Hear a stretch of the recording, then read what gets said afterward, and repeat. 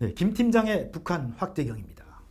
자, 우리 국보 1호는 숭례문, 대부분이 아실 텐데요. 알죠. 북한도 우리처럼 문화재에 번호를 매겨서 관리하고 있죠. 그렇습니다. 먼저 북한의 국보 1호부터 말씀을 드리면 바로 평양성입니다. 임진왜란 때 격전지기도 하고 그래서인지 사극에 자주 등장하는데요. 화살을 쏘라!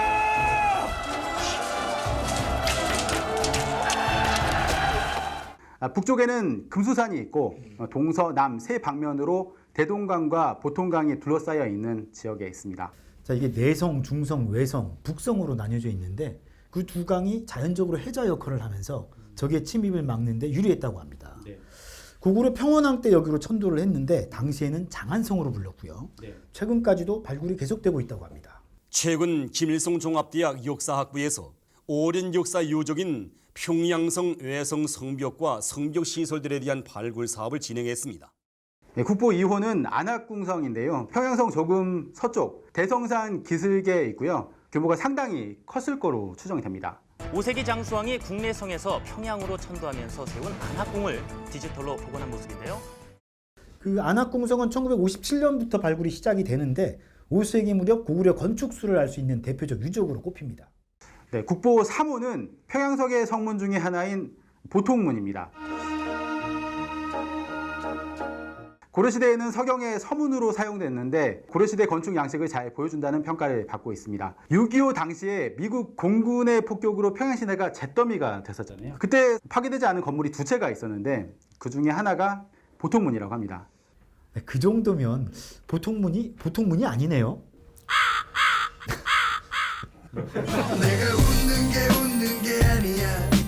보통문이 아닙니다. 그래서 이제 별칭을 갖고 있는데 신문이라고 부르기도 한답니다. 보통문이라는 이름은 이제 보통강에서 나온 이름이라고 하네요. 그러면 그 폭격에 살아남은 또 다른 건물은 뭡니까? 다른 한 채는 그냥 초가집이라고 합니다. 아, 네, 그 초가집도 대단하네요. 대단하죠. 국보 4호 역시 평양성의 동문인 대동문입니다. 가보진 못했는데 평양성에 있는 6개 대문 중에서 가장 크고 또 아름답다 그럽니다. 네. 그런데 이게 원래는 북한의 국보 1호였는데 1990년대 말에 평양성이 1호가 되고 요거는 4호가 됐다고 그러더라고요. 네. 북한은 1999년에 문화유물보호법을 개정을 해서 문화재를 재분류했는데 국보 문화유물을 193건, 또 명승지를 223건 등 모두 4,800여 개를 지정문화재로 관리하고 있습니다. 네, 역시 고구려하고 고려시대 역사 유적이 많습니다. 네. 이 시대를 연구하는 학자들은 이런 유적지를 마음대로 가보지 못한다는 게 상당히 안타까울 것 같습니다. 그러니까요.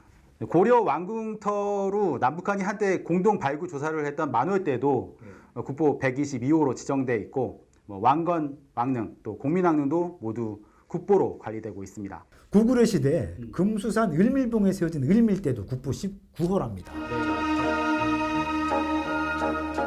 박희문 혹시 을밀대란 이름의 유래를 아시나요? 이렇게 물어보실 줄 알고 제가 준비를 좀 했습니다. 평양성을 목숨 바쳐 지켜 싸운 울밀 장군의 이야기가 깃들어 있는 울밀대는 아름다운 봄 경치로에서 더욱더 유명해지고 있습니다.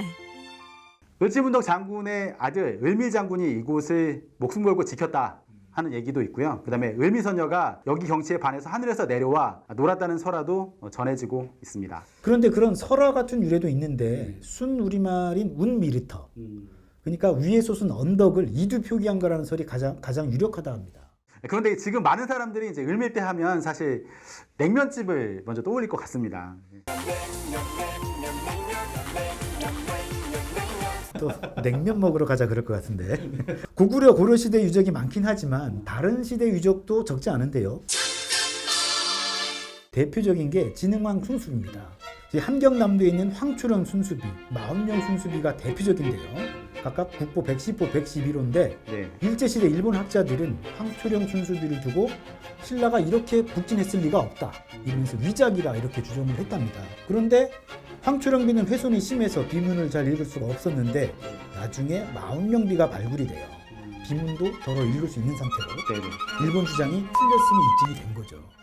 이 밖에 통일신라 시대 도성국사가 창건한 성불사, 성불사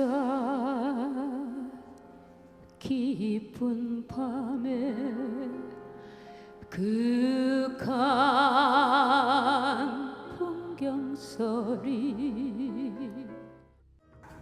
정몽주가 최후를 맞았던 선주교, 그리고 함흥차사라는 말이 유래한 이성계에 거쳐 함흥 동궁도 모두 우리가 알만한 북한의 국보들입니다. 또 빼놓을 수 없는 게 남북한 공동 노력으로 일본에서 되찾아온 북관 대첩입니다. 이게 맨 끝번호죠. 북한 국보 193호.